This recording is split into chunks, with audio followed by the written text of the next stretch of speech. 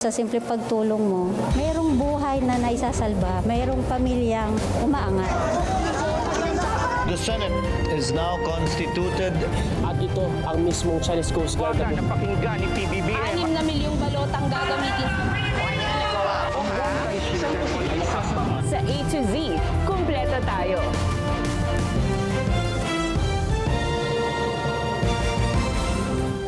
Luzon, Visayas, Mindanao at buong mundo. Ngayon ay Miyerkules, March 4, 2026. Ako si Barbie Mulak at ito ang balitang A to Z. Congressman Bong Suntay, inulan ng batikos dahil sa kanyang pantasya remarks ukol kay Ann Curtis. Pero mambabatas, hindi binabawi ang sinabi. Sufficient in substance, so ruled. Dalawang impeachment complaint kontra kay VP Sara Duterte. Idineklarang sufficient in substance ng House Committee on Justice. Bilang ng mga naitalang sunog sa unang 3 buwan ng taon sa buong bansa, tumaas. Iwas sunog tips ngayong Fire Prevention Month, alamin. Sa ibayong balita, Israeli airspace muling bubuksan. Sa showbiz, Sandara Park, itinanggi ang drug allegations ng dating 2NE1 member na si Park Bom. At teaser ng upcoming summer movie ng 4 na most talented actresses ng bansa, ipinasilip na.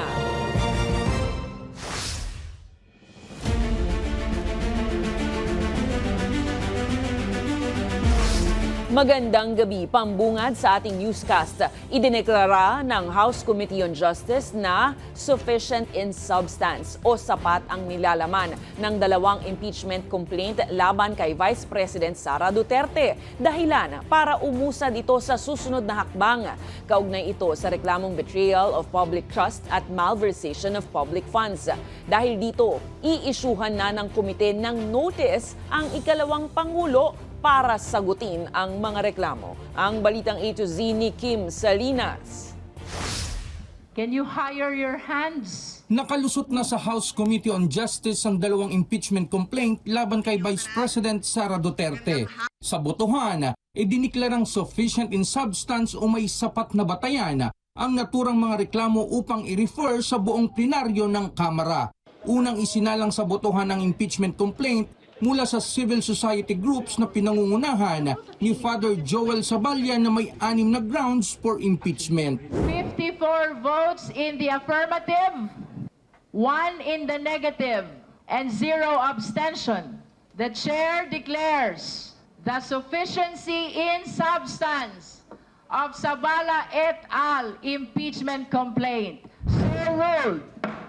Ikalawang pinagbotohan naman ang impeachment complaint na inihain ng abogadong si Nathaniel Cabrera na may 7 grounds. With 54 votes in the affirmative and 1 vote in the negative, with 0 abstention, the chair declares the Cabrera impeachment complaint sufficient in substance. So ruled.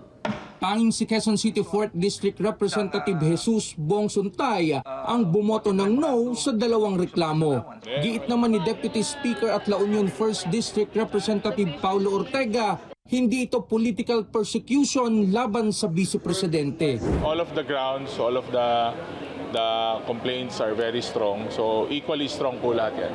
Makikita naman po na from 2007 up to 2004, parang more or less parang 53 or 58 million yung parang unexplained. Hindi pa po kasama doon kung may joint assets sila nung husband or may mga negosyo silang iba. Nilinaw ng komite na ang botohan sa sufficiency in substance ay bahagi lamang ng mahaba pang proseso. Dahil pagbobotohan naman ng plenaryo kung aaprubahan ng articles of impeachment para matukoy kung itatransmit ito o hindi sa Senado, na tatayo bilang impeachment court na siyang magdaraos ng trial. Ang susunod na hakbang ngayon ng Justice Committee, I move to issue notice to the Vice President or the respondent of the impeachment complaints to file our answer to the impeachment complaints within a non-extendable period of 10 calendar days from receipt of this notice. Ang reklamo ay nakabase sa mga sumusunod na aligasyon, culpable violation of the Constitution at betrayal of public trust kaugnay ng umano'y banta ng Vice Presidente laban sa buhay ni na Pangulong Ferdinand Marcos Jr., First Lady Lisa Araneta Marcos at dating House Speaker Martin Romualdez. Gayon din ang misuse of confidential funds kaugnay sa umano'y irregularidad na paggasto sa milyong-milyong pisong confidential funds sa Office of the Vice President o OVP at Department of Education. Kapag natanggap na ang notice, may 10 araw ang ikalawang Pangulo para sagutin ito. Para sa Balitang A to Z, Kim Salinas. Deadma si Vice President Sara Duterte sa impeachment proceedings laban sa kanya sa House of Representatives. Ilang oras nga bago lumusot sa sufficiency inform ang kanyang impeachment sa komite ng Kamara, sinabi ng bise na hindi niya minomonitor ang mga pagdinig. Giit ng ikalawang Pangulo, nakatutok umano siya sa trabaho. Tumanggi namang sumagot sa iba pang tanong si Inday Sara ukol sa impeachment. Ang kanyang abogadong si Attorney Michael Poa na lang anya ang sasagot sa issue bilang kanyang kinatawan.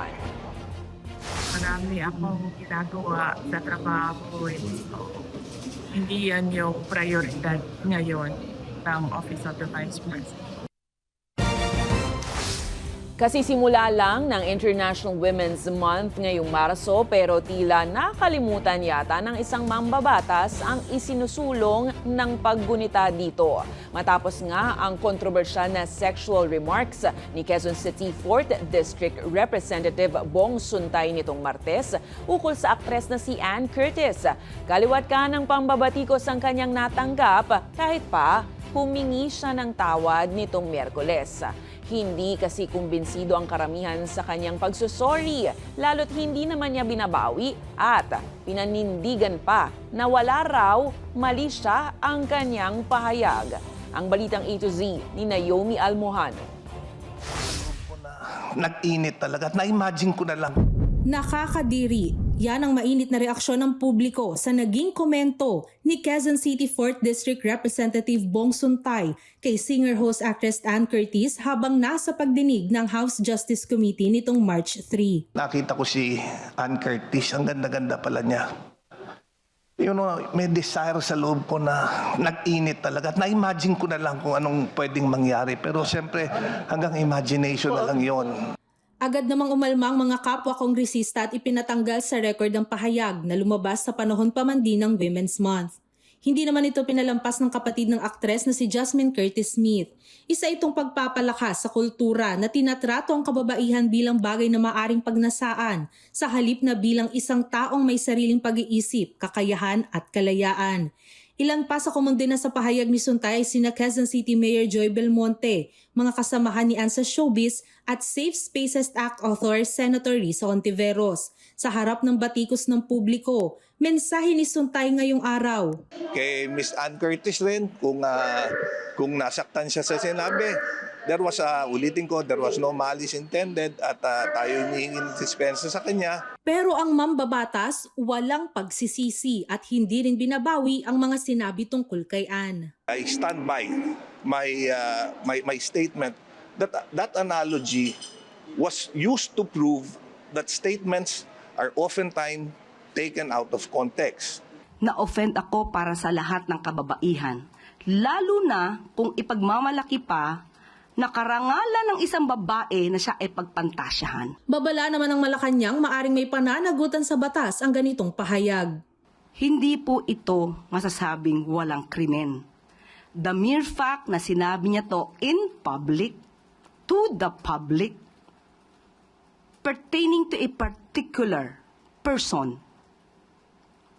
it is already covered by Safe Spaces Act. Sa harap ng usapin, hiling ngayon ng Philippine Commission on Women at ng Partidong Akbayan. To Representative Suntay and to all members of the House of Representatives to undergo a gender sensitivity training. Walang espasyo dito sa kapulungan ito at kahit saan para sa pag-objectify ng kababaihan. We should work for safe spaces in our society. We should work for respect for women. Wala pang pahayag si Ann kaugnay ng issue. Sa mga kababaihan namang nakararanas ng anumang sexual harassment, huwag magdalawang isip na sumangguni sa Violence Against Women Desk sa inyong barangay at sa mga government and non-government hotlines. Para sa Balitang A to Z, Naomi Almojano.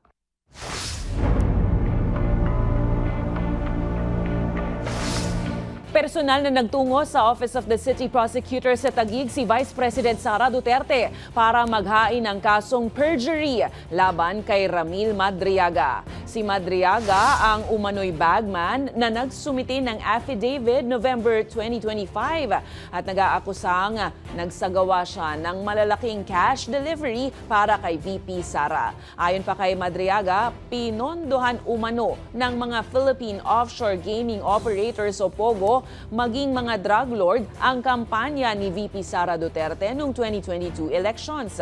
Sa isang pahayag, sinabi ni VP Sara na naghain siya ng kaso para mapanagot si Madriaga na anyay mga kasinungalingan lamang.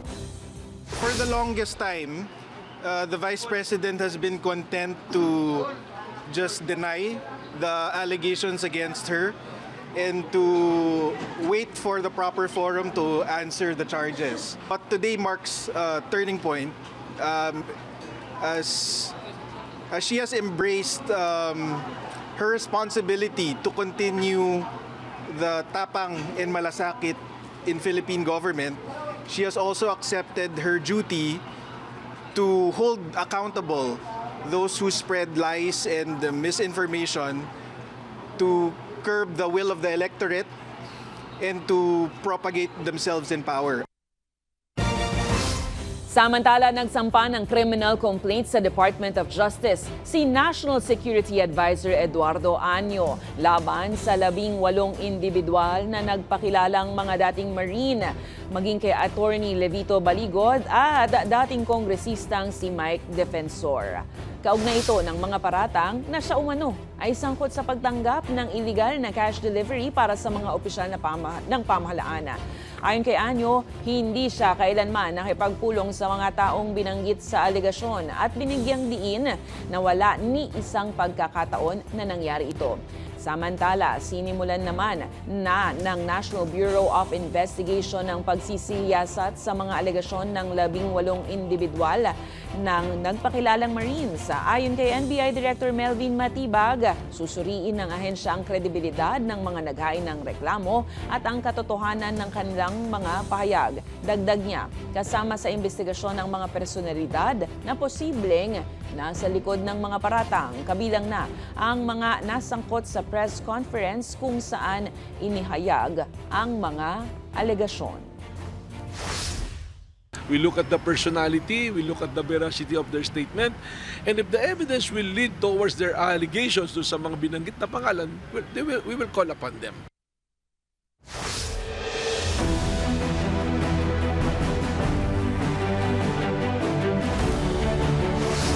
Muling iminumungkahi ni Interior Secretary John Vic Remulla na buwagin na ang Sangguniang Kabataan o SK. Ayon kay Remulla, marami sa mga nahalal na SK officials ang hindi na nagiging aktibo sa loob lang ng ilang taon ng panunungkulan. Dahil dito, iminungkahi ni Remulla na maaaring hindi na ihalal ang mga SK official at sa halip ay italaga na lang sila. Binanggit din ng kalihim na kailangan magpatupad ng mga reforma sa sistema ng SK para mapalakas ang partisipasyon ng kabataan. In the first year, 50% not functioning anymore. Why? Nag-asawa, nag-aaral, lumipat ng bahay, may ginagawa pa.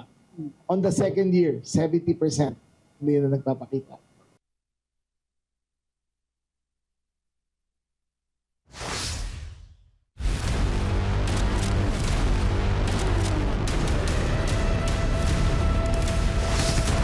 Susuriin ng Manila Electric Company o Meralco ang kalagayan ng supply at presyo ng mga krudo na ginagamit sa paglikha ng kuryente. Sa harap yan ng inaasahang pagsirit ng presyo ng langis dahil sa tensyon sa Middle East.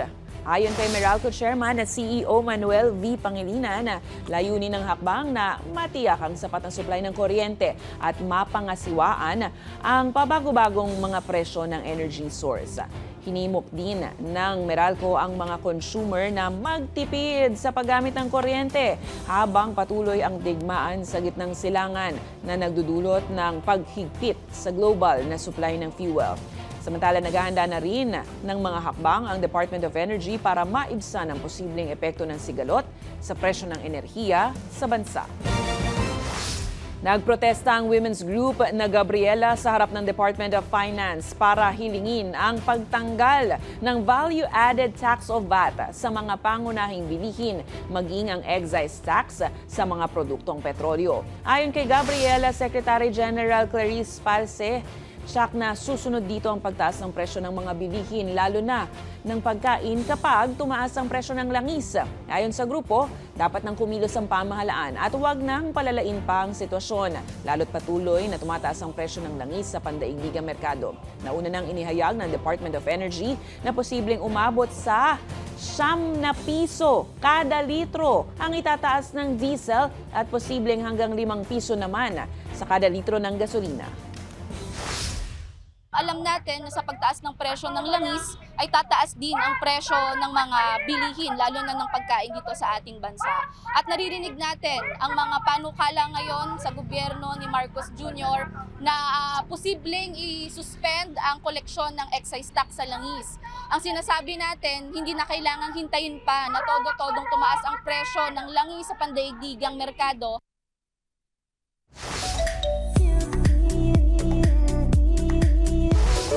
Naglabas na ng pahayag ang South Korean idol at tinaguri ang pambansang krung-krung na si Sandara Park hinggil sa kanyang pagkakadawit sa alegasyon ng dating kasamahan sa K-pop group na 2NE1 na si Park Bom.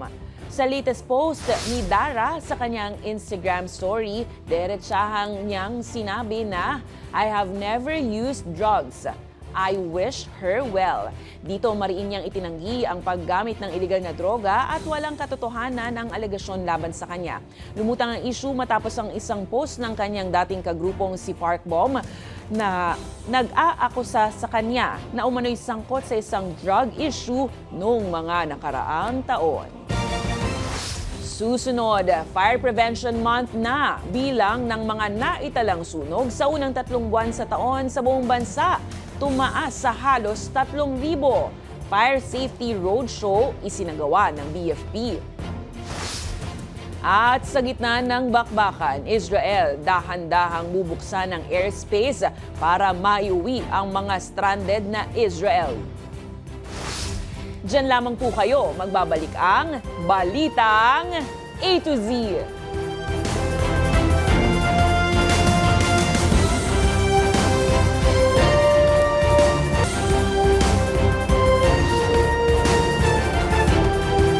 Pumalo na sa halos 3,000 ang naitalang sunog nationwide batay sa tala ng Bureau of Fire Protection mula Enero hanggang nitong Marso. Ngayong nagsisimula na ang mainit na panahon at walang patid na naman ang paggamit ng cooling appliances. May paalala ang mga otoridad sa wastong paggamit sa mga ito para iwas sunog. Ang Balitang A to Z ni Ace Cruz. Lakas pa rin yung apoy, oy! Hindi na yung apoy ba? Sa pool sa video na ito ang paglamon ng apoy noong Disyembre sa residential area sa M. de la Cruz sa Pasay City dahil sa niwanang sinaing. Sariwa pa ang pangyayari sa isa sa mga nasunugan na si Nanay Mary Jane. Ito lang, hindi ko talaga makalimutan kung sunog ito. Dito ako pumatay. Yung kunyari, may kuryente, ganyan. Nagpapanik na kami, tumatakbo kami palabas. Kasi kala namin may sunog na naman. Bagamat wala na isalbang kagamitan, nakaligtas silang mag-anak. Ito yung sitwasyon dito sa compound na pinangyarihan ng sunog noong isang taon. Ito patuloy yung pagkukumpuni ng mga residente sa kanilang kabahayan. Mula light materials ay ginagawa na nilang konkreto para kahit paano mabawasan yung kanilang pangamba oras na muli magkaroon ng sunog. Sa tala ng Bureau of Fire Protection mula January 1 hanggang March 4, 2026, halos 3,000 ang naitalang sunog nationwide, mas mataas kumpara sa naitalang sunog sa kaparehong panahon noong 2025 na lagpas 2,700. Sa Metro Manila, 476 na ang natalang sunog as of March 4, 2026 na mas mababa sa datos noong isang taon na lagpas 600. Ayon sa BFP, nangunguna sa dahilan ng sunog ay open flame na sinundan ng electrical problems. Malimit kasing walang patayan ng cooling appliances gaya ng electric fan lalo't nagsimula ng uminit ang panahon. At huwag naman natin abusuhin yung paggamit ng mga kuryente nating kagamitan. Pero kung ngayon pa lang, kung meron kayong napapansin na halimbawa kakaibang spark of lamp, yung mga kakaibang sizzling or bustling sound, check nyo na yun sa mga lihitimo or mga rehistradong mga electrician. Bilang pagsisimula ng Fire Prevention Month, idinaos ng BFP ang Fire Square Roadshow sa 16 na malls sa bansa. May interactive activities na pwedeng subukan ng mga estudyante mula sa pagtukoy kung may leak pa sa tangke ng LPG, tamang paggamit ng fire extinguisher hanggang sa ligtas na pag-evacuate tuwing may sunog o iba pang sakuna. The more na ini-increase natin yung mga ganitong klase ng mga activities, mas nadadagdagan natin yung mga tao na nakakaalam about sa safety. Pinapahalagahan natin yung education, the practical skills of knowing how to go about things because it becomes part of their muscle memory. Umaasa ang BFP at private sectors na sa ganitong paraan ay may lalapit sa publiko ang wastong pag-iingat at paghahanda laban sa sunog. Para sa Balitang A to Z, Ace Cruz.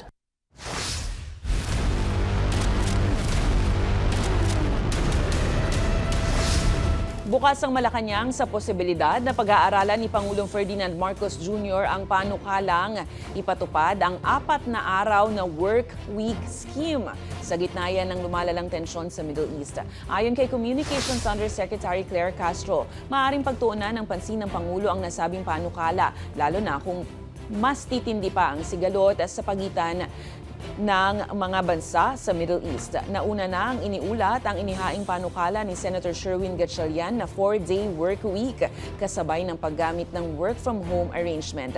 Layunin ng mga hakbang na mabawasan ang konsumo ng langis at gastos sa biyahe ng mga manggagawang papasok sa kani-kanilang trabaho. Sa ngayon po ay maaaring pag-aralan po ng Pangulo ang ganyang suwestyon, lalo na kung magiging malala pa po ang nangyayaring Israel-Iran issue. Sa ngayon po ay hindi pa po ito napag-uusapan. Na-stranded sa Dubai ang 12 opisyal ng LGU mula sa Bulacan dahil sa lumalalang tensyon sa pagitan ng US at Iran. Ayon kay Interior Secretary John Vic Remulla, kabilang sa mga na-stranded ang 11 vice mayor at isang alkalde na lumipad patungong Dubai nung nakaraang linggo. Anya, may travel authority at nagbiyahe sa personal na kapasidad ang mga vice mayor, kaya pinayagan silang umalis basta't walang gamit na pondo ng pamahalaan. Gayunpaman, sinabi ng kalihim na kinakailangang beripikahin ng ahensya kung may travel authority din ang isang mayor na kasama sa biyahe. Patuloy namang minomonitor ng pamahalaan ang sitwasyon. Umalis sila Wednesday last week.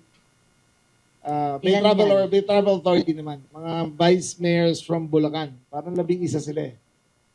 So, ngayon, stuck sila sa Dubai.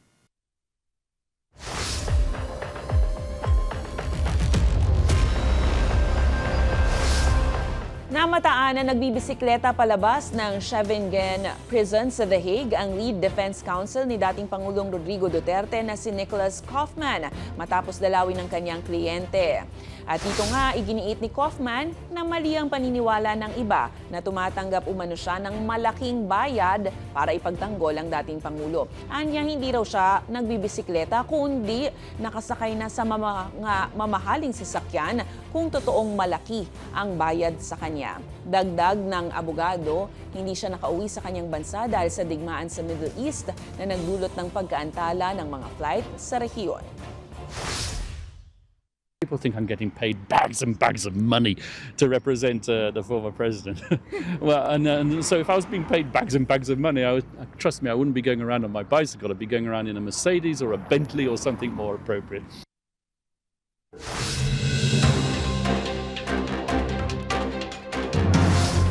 Nilinaw ng Cavite Police na hindi pinakawalan ng suspect sa kamakailang hazing incident na kinasangkutan ng isang maritime student. Ayon kay Cavite Police Chief Police Colonel Ariel Red, nananatili sa kustodiya ng pulisya ang naturang individual sa kabila ng kumakalat na balita online na ito ay pinakawalan na umano. Patuloy naman ang investigasyon sa insidente. Samantala, inaresto ng Bureau of Immigration ng isang South Korean national na wanted sa malakihang panloloko at pinaghihinala ang utak ng isang voice phishing scam at nakakuha ng mahigit 800,000 piso sa mga biktima. Kinilala ang 40 anyos na suspect na si Moon Ha-young na naaresto sa Barangay Palamis, Alaminos City, Pangasinan, February 26. Nakapiit na ang suspect sa BI Warden Facility habang inihahanda ang kanyang deportation proceedings.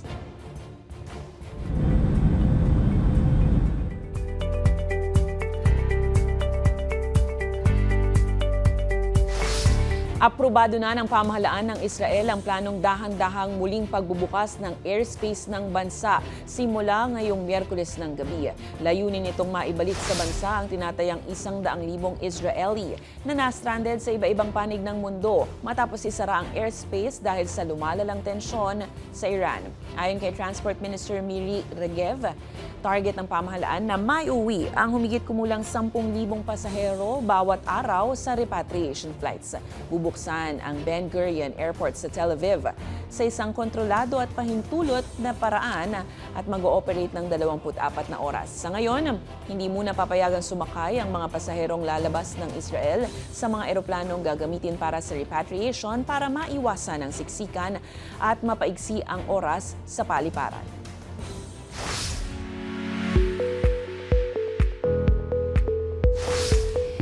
Good news, nasagip ang isang Brahmini Kite o Halia Store Indus matapos itong iulat ng isang residente sa Barangay Astorga, Daram, Samar noong World Wildlife Day noong Marso 3. Ayon sa Municipal Environment and Natural Resources Office, agad na rumispondi ang team ukol sa distressed na ibon. Agad ring sinuri ang kondisyon nito at inihanda para maibalik sa natural na tirahan. Paalala pa ng opisyal, saklaw ng Republic Act 9147, ang Wildlife Resources Conservation and Protection Act, ang pag-iingat at pangangalaga sa mga wildlife species sa bansa. Kaya mahalaga po ang pakikipagtulungan ng komunidad sa pagprotekta ng mga likas na yaman. Sa aming pagbabalik, Andrea Brillantes, bakit nawala ang lahat ng mga larawan sa kanyang Instagram? At teaser ng upcoming movie na Midnight Girls, kung saan pagbibidahan ng 4 na most talented actresses sa bansa, ipinasilip na. Susunod na yan, dito lang sa Balitang A to Z.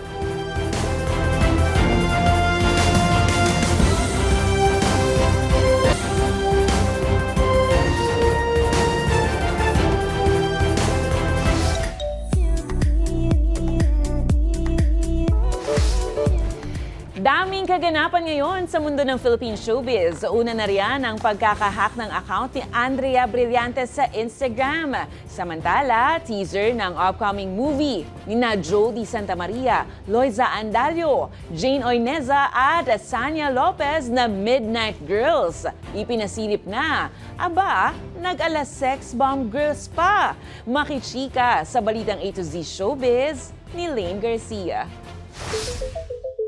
Hindi na ma-access ng aktres at social media influencer na si Andrea Brillantes ang kanyang Instagram account matapos umano itong ma-hack Miyerkules ng umaga, March 4. Kinumpirma yan ng best friend at content creator na si Bea Bores.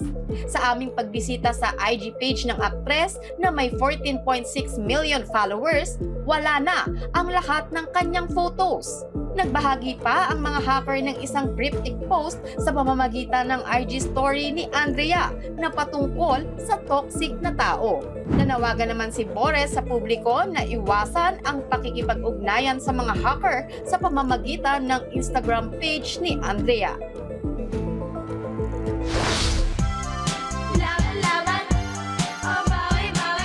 channeling inner sex bomb girls dahil sa darating na Mayo, may lalaban sa sayawan. Iyan ang pasilip para sa upcoming film na Midnight Girls na pagbibidahan ni na Jody Santa Maria, Loisa Andalio, Jane Oineza at Sanya Lopez. Mula sa box office hit director ng The Loved One na si Irene Villamor. Sa teaser na inilabas, makikita sina Jody, Loisa, Jane at Sanya sa kanilang karakter bilang sex bomb girls habang magiliw na sinasayaw ang hit song ng grupo na Bakit Papa. Bakit Papa? Binawi mo pa ang pag-ibig mo sa akin. Mababasa rin ang caption na ready na ba kayong iwan ang yearner era at mag-get out sa aming character era. Habang sa pagtatapos ng ensayo, makikitang kasama na ng cast ang dating manager ng sex bomb at dance coach na si Joy Cancio na ayon kina Jane at Loisa, idol nila ang sex bomb girls. Ako talaga ang sex bomb talaga, kaya medyo familiar na rin talaga ako. Talaga? Narinig ko pa lang na Bakit Papa. Okay, game! My dream come true! Iikot ang kwento sa Unbreakable Sisterhood ng 4 na babae, isang dream cast na magpapakita ng iba't ibang mukha ng modernong kababaihan. Taglay ang katapangan, lakas ng loob at women empowerment. Exciting, di ba? Nakatakdang ipalabas ang pelikula in cinemas sa May 13. Para sa balitang A to Z Showbiz, Lane Garcia. Kung kayo ay may kwentong kakaiba, mga kwento ng pag-ibig o storya ng inspirasyon at pag-asa, maaari itong ibahagi. Sumali sa ating Facebook group na Balitang A to Z. Panoorin ang replay ng ating programa at sundan ang ating social media pages. Hanapin ang Balitang A to Z. Ang ating pabaong quote of the night ngayong Miyerkules ay mula sa Roman statesman at philosopher na si Cicero. Ang sabi niya, ang kaligtasan ng mamamayan ang siyang dapat maging pinakamataas na batas. At yan po ang mga balita at impormasyon, mga kwentong may dalang inspirasyon na tinutukan ng Balitang A to Z. Ako, si Barbie Mulak, maging maalam, makialam. Magandang gabi sa iyo, Pilipinas.